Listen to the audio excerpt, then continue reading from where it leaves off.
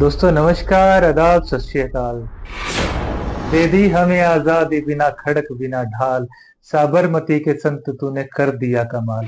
रघुपति राघव राजा राम, कण कण में राम, क्षण क्षण में राम, पर ब्रह्म में राम, सत्य शिव में राम, तुझ में राम, मुझ में राम। गांधी जी के अंतिम शब्द थे, हे राम हे राम हे राम।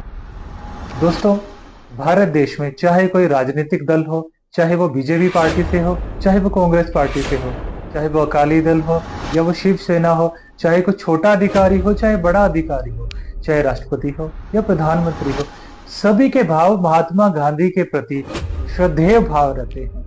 दुनिया का कोई बड़े से बड़ा सम्मानित व्यक्ति, किसी सम्मानित पद का व्यक्ति यदि भारत आता है तो वह राजघाट जाकर महात्मा गांधी की समाधि पर अपना शीश जरूर नवाता है। वह चाहे चीन के राष्ट्रपति शी जिनपिंग हो, रूस के राष्ट्रपति व्लादिमीर पुतिन हो, अमेरिका के राष्ट्रपति डोनाल्ड ट्रंप या जो बाइडेन हो, या भारत के प्रधानमंत्री नरेंद्र मोदी हो। महात्मा गांधी जी के प्रति इतने श्रद्धेय भाव होते हुए भी नरेंद्र मोदी गवर्नमेंट ने महात्मा गांधी के नाम पर चल रही scheme Mahatma Gandhi national rural employment guarantee act अर्थात महात्मा गांधी राष्ट्रीय ग्रामीण रोजगार गारंटी अधिनियम मनरेगा का नाम बदलकर उसे विकसित भारत गारंटी फॉर रोजगार एंड आजीविका मिशन ग्रामीण, जिसे शॉर्ट में बीबीजी राम जी के नाम से संशोधित कर दिया। अब यह मनरेगा स्कीम मनरेगा नहीं अपितु इंडियन गवर्नमेंट के ऑफिशियल पेजेस पे नए नाम बीबीजी राम जी के नाम से जानी जाएगी। वैसे दोस्तों, अच्छा होता अगर सेंट्रल गवर्नमेंट इस स्कीम का नाम ना बदल के कोई नई स्कीम देश में लॉन्च करती। आइए राज्यसभा सांसद संजय सिंह की मनरेगा के प्रति उनके विचार सुनते हैं। ये बिल किस मंशा और उद्देश्य के तहत लाया गया है? इस बिल को आपने कह दिया जी राम जी बिल है, जी राम जी बिल है। भगवान श्री राम का नाम लेके कितना गुनाह आप अपना छिपाना चाहते हैं, कितना गुनाह छिपाना चाहते हैं? राष्ट्रपिता महात्मा गांधी से आपको क्या समस्या है मान्यवर? अरे वो राष्ट्रपिता महात्मा गांधी इतने महान है, इतने महान है, इतने महान है कि दुनिया के 80 देशों में उनकी प्रतिमा लगी हुई है मान्यवर, 80 देशों में। और जब G20 का सम्मेलन हुआ, दुनिया के तमाम राष्ट्राध्यक्ष आए, दुनिया के तमाम प्रधानमंत्री और राष्ट्रपति आए, तो भारत के प्रधानमंत्री को मजबूर होकर उसी राजघाट पर महात्मा गांधी के सामने सर झुकाना पड़ा। वो गोलवरकर की समाधि पे नहीं गए, गांधी की समाधि पे गए। वो गोडसे की समाधि पे नहीं गए, गांधी की समाधि पे गए। मान्यवर, राष्ट्रपिता महात्मा गांधी जो राम राज्य की कल्पना करते थे, राष्ट्रपिता महात्मा गांधी जो रघुपति राघव राजा राम का पाठ करते थे, राष्ट्रपिता महात्मा गांधी जो भगवान श्री राम के सच्चे भक्त थे। और याद रखिएगा मान्यवर, इस सरकार को आपके माध्यम से कहना चाहता हूं, भगवान को अपने भक्त से बहुत प्यार होता है। आज भगवान श्री राम आपको श्राप दे रहे होंगे कि तुम हमारे भक्त को अपमानित कर रहे हो, तुम अपने भक्त को, तुम हमारे भक्त को अपमानित कर रहे हो। भगवान श्री राम आपको जरूर श्राप दे रहे हैं। दोस्तों, सन 1948 में जब देश आजाद हुए 1 साल हुआ था, तो हमारे देश के प्रथम प्रधानमंत्री पंडित जवाहरलाल नेहरू ने देश में एक संस्था का निर्माण किया, जिस संस्था का नाम था प्रधानमंत्री राहत कोष। प्रधानमंत्री राहत कोष का निर्माण का उद्देश्य देश में प्राकृतिक आपदाएं, भूकंप, सुनामी, दंगे या कोई भी त्रासदी, इसके अलावा आपातकालीन की स्थिति आदि से निपटने के लिए किया गया था। इसके अलावा देश में जो भी लोग डोनेशन देना चाहते थे, दान देना चाहते थे, वो अपनी इच्छा से देते थे। 27 मार्च 2020 को प्रधानमंत्री मोदी ने पीएम केयर फंड का निर्माण किया, जिसका उद्देश्य भी वैसा ही था जो प्रधानमंत्री राहत कोष का था। इसका उद्देश्य भी प्राकृतिक आपदाएं, भूकंप, सुनामी, आपातकालीन की स्थिति और चिकित्सा इत्यादि स्थिति में देश को समन्वय बनाने और देश को स्ट्रॉन्ग बनाना था। अब दोस्तों, जब दोनों का उद्देश्य सेम था, तो सेंट्रल गवर्नमेंट को पीएम केयर फंड बनाने की क्या जरूरत है? दोस्तों, अच्छा होता अगर central government PM care fund में जो लोग अपना डोनेशन दे रहे हैं, जो लोग दान दे रहे हैं, उनका पैसा कहाँ लग रहा है, कितना लग रहा है, क्यों लग रहा है, वह ये पैसा आरटीआई के माध्यम से पता कर सकते। किंतु पीएम केयर फंड में जो बात हुई वह पीएमओ ऑफिस प्रधानमंत्री कार्यालय ने यह हवाला देते हुए बात कही कि यह पब्लिक अथॉरिटी नहीं है, यह सार्वजनिक प्राधिकरण नहीं है, यह चैरिटेबल ट्रस्ट तो है जो कि सरकार के पूरे नियंत्रण में है, किंतु यह हमारी सरकार का निजता का अधिकार है, यह हम सार्वजनिक नहीं कर सकते। दोस्तों, मैं स्पष्ट करना चाहता हूं, प्रधानमंत्री राहत कोष सेंट्रल गवर्नमेंट ने खत्म नहीं किया, अब उसको दबाने और मिटाने के लिए पीएम केयर फंड का निर्माण किया है, जिस पर सरकार का पूरा कंट्रोल है। आप सब गूगल पर चेक कर सकते हैं कि आरटीआई के माध्यम से आपका लगा हुआ पैसा पीएम केयर फंड में आप उसकी जानकारी ले सकते हैं या नहीं लग सकते। अब दोस्तों, मनरेगा का नाम बदलकर बीबीजी रामजी सेंट्रल गवर्नमेंट ने कर दिया है। मेरी गवर्नमेंट से यही रिक्वेस्ट है कि गवर्नमेंट इसमें कुछ अच्छा करे तो देश स्वीकार भी करेगा। ऐसा ना हो गांव के लोग जो बेरोजगार हो जाएं, उनका आर्थिक और मानसिक रूप से शोषण हो, यह गलत होगा। दोस्तों, ऐसा ना हो जैसे कि 3 कृषि काले कानून सेंट्रल गवर्नमेंट ने बनाए और वो वापस लिए, ऐसी स्थिति देश में दोबारा ना आए। और सेंट्रल गवर्नमेंट से मेरी यही विनती रहेगी, अगर उन्होंने इन कानूनों के लिए कुछ संशोधन करके कुछ करना हो तो ऐसा करे जिससे हमारे देश का जो ग्रामीण तबका है, जो ग्रामीण लोग हैं, वो उनका जो जीवन है वो समृद्ध रहे, उन्नति पर रहे, विकसित रहे। आइए समाजवादी पार्टी के सुप्रीमो अखिलेश और मंडी से सांसद कंगना रनौत जी को हम सुनते हैं, उनके मनरेगा पर क्या विचार।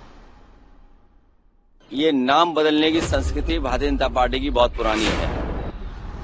अभी जब मैं आपसे मिल रहा हूं, उससे पहले मैं एक बिल्डिंग देखता हुआ आ रहा हूं, करीब वाली नहीं, थोड़ा दूर, जहां पर प्रधानमंत्री लोगों का म्यूजियम बना है।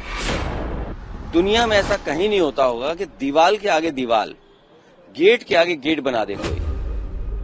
और हम लोगों ने तो यहां तक देखा है कि भगवान के आगे अपने नेताओं के नाम लिख रहे हैं। लखनऊ में एकाना स्टेडियम भगवान विष्णु का नाम है, लेकिन जब इन्होंने कोई काम भारतीय जनता पार्टी ने नया नहीं किया तो उसी एकाना का नाम उन्होंने अपने एक पूर्व के प्रधानमंत्री के नाम से कर दिया। और हमारे यहाँ तो मुख्यमंत्री ऐसे रहे हैं कि किसी को अपना नाम लिखवाना हो या नाम बदलवाना हो तो वो एकदम तैयार है उसके लिए। तो ये नई चीज देख रहे हैं कि डबल इंजन में अब यूपी के इंजन से दिल्ली वाला इंजन सीख रहा है। अभी तक तो दिल्ली वाले इंजन की नकल यूपी वाला इंजन कर रहा था। अब क्योंकि किसी का हटाया नहीं जा सकता किसी को, तो उसका कद हटाया जा रहा है। तो ये जो डबल इंजन वाली सरकारें हैं, ये दूसरों के काम अपने काम बना रहे हैं। इनके पास नया काम नहीं है। 100 दिन 125, ये कौन सी नई बात हो गई। आप तो कहते हैं कि आपका बजट न जाने कहां पहुंच गया, पर कैपिटा इनकम बहुत है, आपकी इन्वेस्टमेंट बहुत आ रहा है, तो आप दिन क्यों नहीं बढ़ाते हैं। आप कम से कम 200 दिन करिए।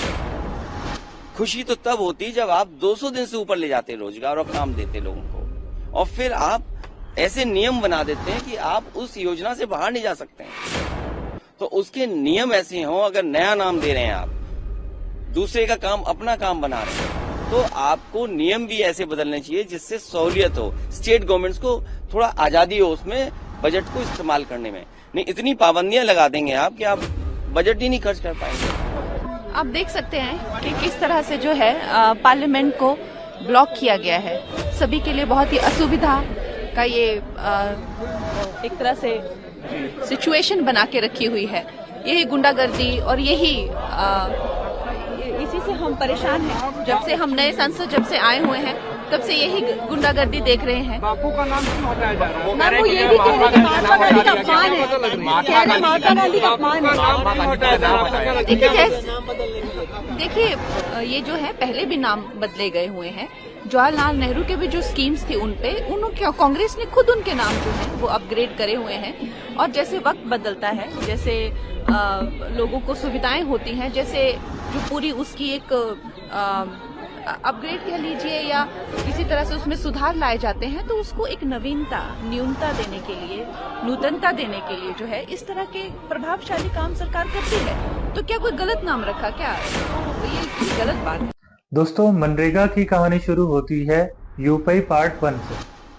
7 दिसंबर 2005 को संसद में एक बिल लाया जाता है जिसका उद्देश्य देश में ग्रामीण पंचायत को सुदृढ़ बनाना था। 2 फरवरी 2006 को सर्वसम्मति से यह बिल पास होकर एक कानून बन जाता है। इस स्कीम को पहले नरेगा कहा जाता है। बाद में 2 अक्टूबर 2009 को गांधी जी की जयंती पर उनको समर्पित करते हुए इसे महात्मा गांधी के नाम से जोड़कर महात्मा गांधी राष्ट्रीय ग्रामीण रोजगार गारंटी अधिनियम मनरेगा में परिवर्तित कर दिया जाता है।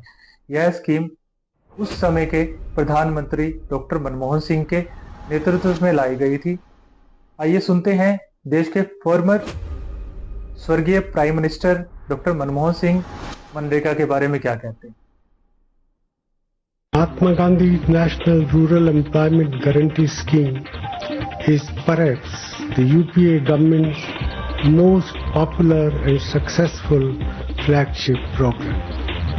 Shri Jairam Ramesh has written in the Samiksha that it is perhaps the largest and most ambitious social security and public works program in the world. Even if statistics do not tell the whole truth, the Mahatma दोस्तों, doctor Manmohan Singh बताते हैं MNREGA UPA government की सबसे सफल एवं महत्वपूर्ण योजना रही है। ग्रामीण विकास मंत्री जय राम रमेश ने समीक्षा में लिखा कि सामाजिक सुरक्षा और लोगों को रोजगार देने की यह दुनिया की सबसे बड़ी और महत्वाकांक्षी योजना है। अगर आंकड़े पूरी सच्चाई भी ना बताएं तो इतना जरूर तय है कि जितने लोगों को मनरेगा ने रोजगार दिया वह अपने आप में एक सफल योजना दर्शाती है। आइए अब सुनते हैं हम श्रीमती सोनिया गांधी के विचार मनरेगा के लिए क्या है। मुझे आज भी याद है 20 साल पहले डॉक्टर मनमोहन सिंह जी प्रधानमंत्री थे, तब संसद में मनरेगा कानून आम राय से पास किया गया था।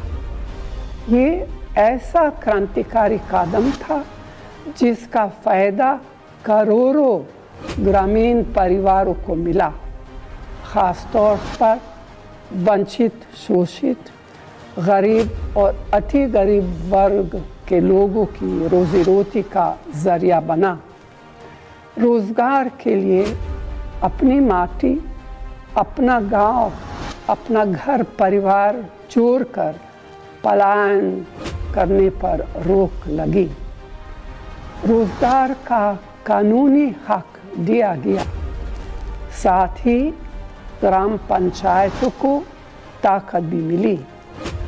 मनरेगा के जरिए महात्मा गांधी के ग्राम स्वराज के सपनों के भारत की ओर एक ठोस कदम उठाया गया। पिछले 11 सालों में मोदी सरकार ने ग्रामीण क्षेत्रों के बेरोजगार, गरीबों और वंचितों के हितों को नज़रअंदाज कर मनरेगा को कमज़ोर करने की हर कोशिश की, जबकि कोविड के वक्त ये गरीब वर्ग के लिए संजीवनी साबित हुआ। लेकिन बहुत अफसोस की बात है कि अभी हाल में सरकार ने मनरेगा पर बुलडोजर चला दिया। न सिर्फ महात्मा गांधी का नाम हटाया गया, बल्कि मनरेगा का रूप स्वरूप बिना विचार विमर्श किए, बिना किसी से सलाह मशवरा किए, बिना विपक्ष को विश्वास में लिए मनमाने ढंग से बदल दिया गया। अब किसको कितना, कहाँ और किस तरह रोजगार मिलेगा, यह ज़मीनी हकीकत से दूर दिल्ली में बैठकर सरकार तय करेगी। दोस्तों, मेरे अकॉर्डिंग बीबीजी रामजी योजना में 4 फैक्ट हैं मुख्य तौर पे, जिसके बारे में हमारी सेंट्रल गवर्नमेंट को सोचना चाहिए। नंबर 1 कि काम का अधिकार सुनिश्चित हो, लोगों का काम ना खराब हो। नंबर 2 न्यूनतम मजदूरी आय सुनिश्चित हो। नंबर 3 ग्रामीण पंचायत की शक्तियों का स्थानांतरण ना हो। नंबर 4 राज्य सरकार पर आर्थिक अतिरिक्त बोझ ना हो। आइए हम सारे पॉइंट्स को डिटेल में समझते हैं, किंतु उससे पहले राहुल गांधी और प्रियंका गांधी के बीबीजी रामजी योजना के प्रति विचार सुनिए। 36 करोड़ लोगों की रोटी छीन ली ये सरकार। नरेगा कानून न बनवाया, फुटपाथ पर रहते रहते और आज निकाल दिया, खत्म कर रही है। सबसे पहले आपका हक था, हक छीन आप लोग लिया। डिसाइड करते थे तो वो हक छीन लिया। दूसरा, इसमें आपको मजदूरी मिलती थी, काम मिलता था, पैसा मिलता था, अब आपको काट के कॉन्ट्रैक्टर को पकड़ा दिया है। ये सरकार नहीं है, पूरा मजदूराना गुलाम बनाने की सरकार। नरेगा आया तो लोगों को लगा कि कुछ अधिकार आया, कानून आया, एसटी, आदिवासी, जनरल सब एक ही साथ आके उसी में काम किए। हम आपके पास आए हैं क्योंकि ऑपरेशन आदि हुकूमत होती है। कितने आएंगे? अगर ये मजदूरी भी खत्म फिर भी हम आ नहीं पाएंगे, क्योंकि आज यहाँ तक जब किराया हमें देनी पड़ती है तो वो भी ज्यादा है। बसदारी बढ़ाओ, नाम ये जो रखें। आदरणीय अध्यक्ष महोदय जी, मैं नियम 72(1) के तहत इस विधेयक को पुनर्स्थापित करने पर अपनी सख्त आपत्ति दर्ज करना चाहती हूँ। महात्मा गांधी ग्रामीण रोजगार गारंटी कानून पिछले 20 सालों से ग्रामीण भारत को रोजगार देने में और ग्रामीण अर्थव्यवस्था को मजबूत बनाने में सक्षम रहा है। ये एक इतना क्रांतिकारी कानून है कि जब इसको बनाया गया तो सदन के सभी राजनीतिक दलों ने इससे पूरी सहमति दी। इसके द्वारा 100 दिन का रोजगार इस देश के गरीब से गरीब लोगों को मिलता है, हमारे गरीब से गरीब भाई बहनों को। हम सब जनप्रतिनिधि हैं महोदय, जब हम अपने अपने क्षेत्रों में जाते हैं, आप भी जानते हैं, दूर दूर से हमें दिख जाता है कि मनरेगा का कौन मजदूर है। सबसे गरीब होता है, चेहरे पे झुर्रियां होती है, हाथ मिलाए तो सर हाथ पत्थरों की तरह कठोर होते हैं क्योंकि इतनी मजदूरी करते हैं। तो सर, मेरा जो इस बिल पर ऑब्जेक्शन है, सर ये जो कानून है इसके तहत हमारे गरीब भाई बहनों को जो रोजगार की कानूनी गारंटी मिलती है, जो अधिकार मिलता है, वह इस योजना में मांग के आधार पर संचालित होता है। मतलब जहां जहां रोजगार की मांग है वहां इस योजना द्वारा 100 दिनों का रोजगार अनिवार्य है, देना अनिवार्य है। इसके साथ साथ केंद्र से इसके लिए जो पूंजी जाती है वो भी मांग पर आधारित होती है। यानी कि इस योजना के लिए जितने पैसे जहां भेजने हैं, कितने भेजने हैं, वह जमीनी परिस्थितियों पर आधारित होता है और मांग के आधार पर निर्धारित होता है। सर, इस विधेयक की अनुसूची 1 में उपनियम 4(1) और 4(2) द्वारा केंद्र को इजाजत दी गई है कि वे पहले से ही निर्धारित कर लें कि कितनी पूंजी कहां भेजी जाएगी। इससे संविधान के 73वें संविधान संशोधन को नजरअंदाज किया जा रहा है। सर महोदय, इसके जरिए ग्राम सभाओं को इस योजना की मांग की जमीनी परिस्थितियों के आधार पर तय करने का पूरा अधिकार दिया जाता था। आज वो अधिकार कमजोर किया जा रहा है। सर जो हमारे संविधान की जो मूल भावना है कि हर एक व्यक्ति के हाथों में शक्ति होनी चाहिए, वही मूल भावना पंचायती राज में है और उस मूल भावना के विरोध है ये जो अधिनियम जो ये विधेयक आ रहा है। सर, इस विधेयक के जो प्रबंधन है जिससे रोजगार का जो अधिकार है, कानूनी अधिकार है, वो कमजोर हो रहा है, वो हमारे संविधान के विपरीत है। सर ये हमारे इसी सदन ने ये कानून बनाया और इसी सदन ने ये अधिकार जनता को दिया है। ओके। सर, एक और है सर, महात्मा गांधी मनरेगा में 90% अनुदान केंद्र से आता था। इस विधेयक द्वारा ज्यादातर प्रदेशों में अब 60% आएगा, इसको घटाया गया है। ओके सर, इससे प्रदेशों की अर्थव्यवस्था पर बहुत भार होगी और खास तौर से ये वे प्रदेश जिनकी अर्थव्यवस्था पहले से ही केंद्र की ओर से जीएसटी के बकाये के इंतजार में है। ओके माननीय इस विधेयक द्वारा केंद्र का नियंत्रण बढ़ाया जा रहा है और जिम्मेदारी घटाई जा रही है। सर, जो 100 दिन का अधिकार आपने 125 करने की बात की है, लेकिन इसमें वेतन की बढ़ोतरी, आपकी जो मजदूरी की बढ़ोतरी है, इसकी कोई बात नहीं है। हर योजना का नाम बदलने की जो सनक है, ये समझ में नहीं आती है। सर, जब जब ये किया जाता है तो सरकार केंद्र को पैसे खर्चने पड़ते हैं कि बिना चर्चा के, बिना इस सदन की सलाह लिए इस तरह से जल्दी में विधेयक को पास नहीं होना चाहिए। सर, ये विधेयक वापस लिया जाना चाहिए। इसके बदले में सरकार को एक नया विधेयक पेश करना चाहिए। खत्म करूं। महात्मा गांधी जी मेरे परिवार के नहीं थे, लेकिन मेरे परिवार जैसे ही हैं और इस पूरे देश की यही भावना है। सर, इस पूरे देश की यही भावना है। माननीय सर, आखिरी बात यह है कि गहन जांच पड़ताल और व्यापक चर्चा के लिए इसे कम से कम स्थायी समिति के पास भेजा जाना चाहिए और कोई विधायक किसी की निजी महत्वाकांक्षा, सनक और पूर्वाग्रहों के आधार पर न तो पेश होना चाहिए और न ही पास होना चाहिए। मनरेगा का कॉन्सेप्ट गरीबों को अधिकार देने का कॉन्सेप्ट है। हिंदुस्तान में जिसको भी काम की जरूरत हो, वो डिमांड करके रिस्पेक्ट से उसे काम मिले, ये मनरेगा का कॉन्सेप्ट था। इसमें लोगों की आवाज थी, मजदूरों की आवाज थी और सबसे जरूरी अधिकार शब्द। हर गरीब व्यक्ति को इस योजना ने रोजगार का अधिकार दिया। अब उस कॉन्सेप्ट को नरेंद्र मोदी जी और बीजेपी खत्म करना चाहते। जो इन्होंने किसानों के साथ किया था, अब वो मजदूरों के साथ करने की कोशिश कर रहे हैं।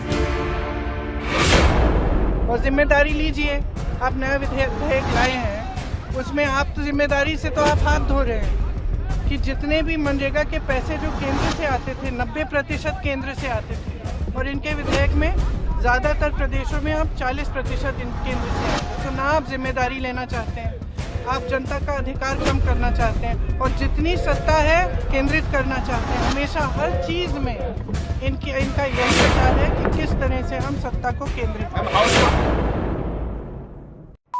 दोस्तों, इसमें पहला पॉइंट है, पहले मनरेगा के तहत देश में प्रत्येक ग्रामीण परिवार को काम की कानूनी गारंटी प्राप्त थी। देश में किसी भी ग्राम पंचायत में किसी भी परिवार को काम मांगने में 15 दिन के अंदर काम उपलब्ध करवाना अनिवार्य होता था। अब कहीं ऐसा ना हो जाए, यह काम का अधिकार भी समाप्त हो जाए और सरकार अपनी मनमर्जी से काम बांटने वाली संस्था बन जाए। वह खुद डिसाइड करे कि किस ग्राम पंचायत को कितना काम मिले या कितना काम ना मिले या काम ही ना मिले। तो मेरा सेकंड पॉइंट है न्यूनतम मजदूरी आय सुनिश्चित होना। पहले मनरेगा में साल भर काम उपलब्ध रहता था और मनरेगा में न्यूनतम मजदूरी का प्रावधान था कि कम से कम मजदूर को इतनी मजदूरी, इतना मेहनताना, इतनी दिहाड़ी पूरे दिन काम करने की दी जाएगी। इस मजदूरी का प्रत्येक वर्ष सेंट्रल गवर्नमेंट अपने बजट में उसको इंक्रीज करती थी, उसको बढ़ाती थी। अब दोस्तों, मुख्य चिंता वाली बात यह है कि कहीं यह न्यूनतम मजदूरी का जो प्रावधान है यह समाप्त ना हो जाए। स्टेट के अंदर, ग्राम पंचायतों के अंदर सेंट्रल गवर्नमेंट के ठेकेदारों की एंट्री हो जाए और वहां पर ठेकेदार मजदूरों को यह कहे कि हमारे पास काम नहीं है।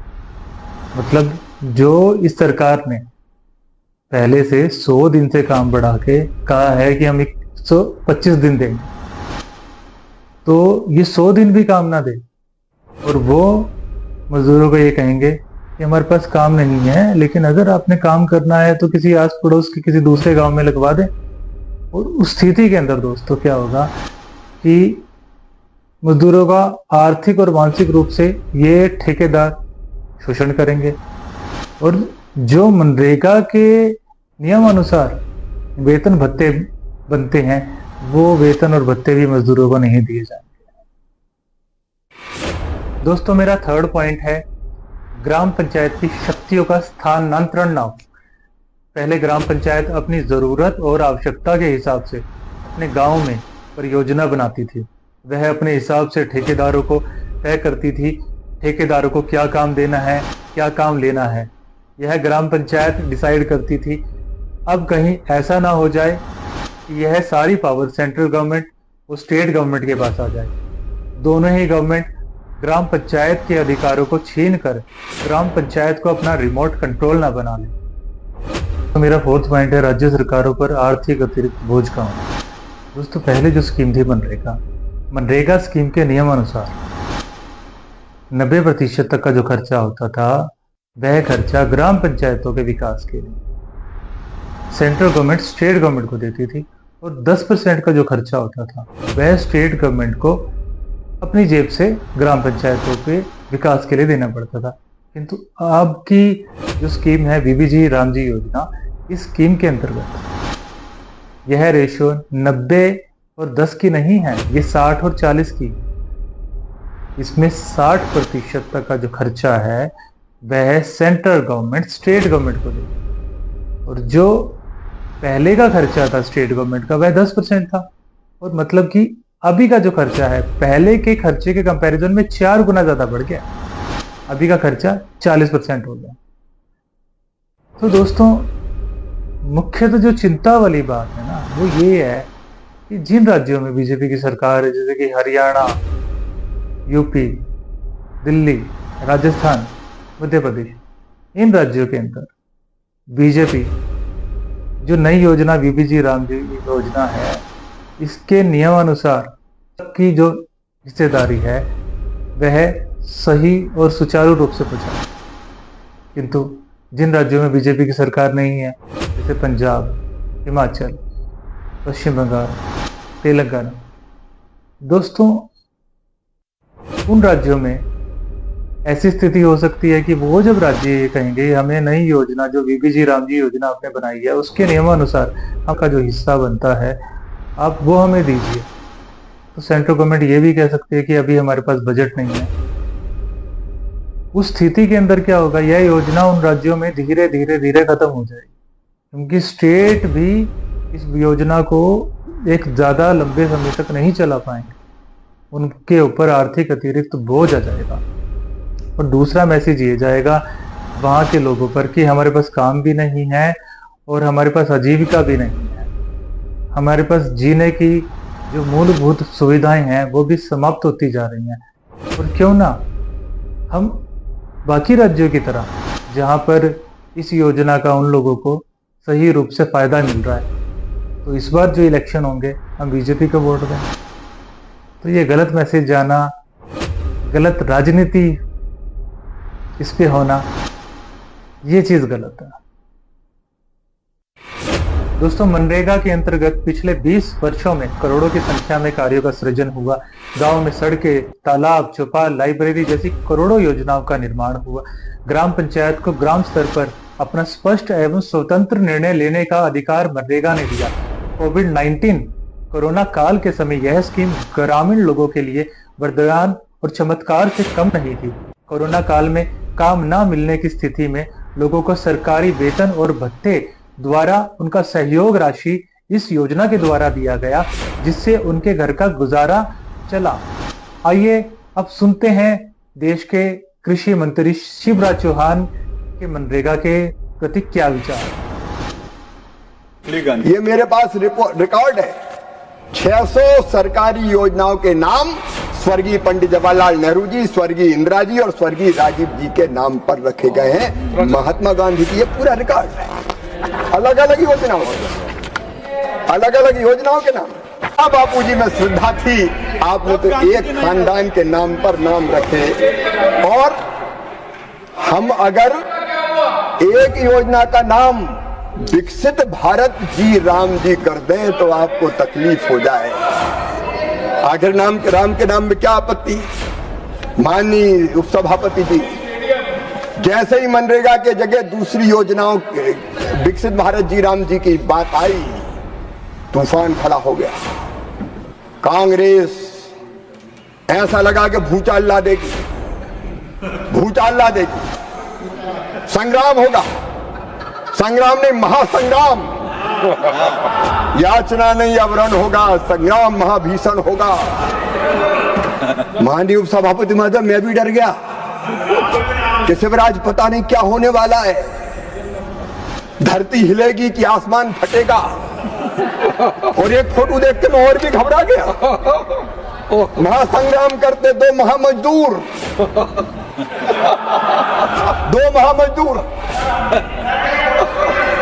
सर पर गमछा, कंधे पे कुदाल। मैं महासंग्राम की बात कर रहा था। सचमुच में मैं पहले डर गया था, और इसलिए कई जगह गया मैं, ग्राम सभा में समझाया भैया बीजी विकसित भारत जी राम जी है। अब मैंने देखा संग्राम कब होगा। पहले भीषण संग्राम की तारीख 5 जनवरी तय हुई। 5 जनवरी को हमने देखा कुछ नहीं हुआ, बोले अब 8 जनवरी को। 8 जनवरी को नहीं हुआ, फिर कहा 10 जनवरी को होगा। देश में कहीं संग्राम देखा माननीय उपसभापति महोदय? मैं देश भर में घूमता रहा कि कहां संग्राम है, संग्राम तो देखूं। और वो फोटो भी मैंने देखी, सर पे गमछा, कंधे पे कुदाल, लेकिन नीचे जीन्स का पैंट। संग्राम महाभीषण होगा, ऐसा मत डराया करो। माननीय उपसभापति जी, पत्ता भी नहीं हिला, पत्ता भी। दोस्तों, अंत में मैं यह कहना चाहूंगा, यह संदेश मेरा किसी पार्टी की तरफ से नहीं है। सरकारें आती हैं, चली जाती हैं, लोग पार्टियां बदलते रहते हैं। मेरा उद्देश्य देश को आगे बढ़ाना, समृद्ध बनाना और उन्नति के लिए अपने विचार रखना है। धन्यवाद। जय हिंद, जय भारत।